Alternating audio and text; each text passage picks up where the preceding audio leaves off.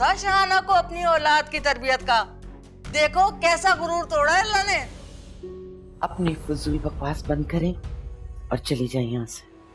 जा रही हूँ, और मुझे भी कुछ शौक नहीं इस बदनामी जमाना घर में कदम रखने का। वो तो रिश्तेदारी के मुंह को आ गई थी।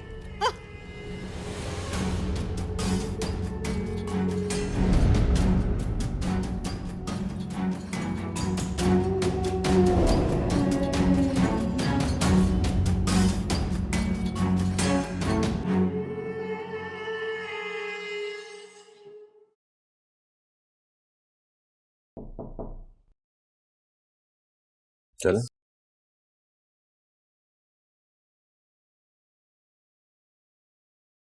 कहाँ लेके जा रहे हो उसे?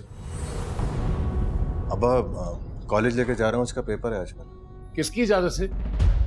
अबू आज मेरा एग्जाम है। कहीं नहीं जा रही थी?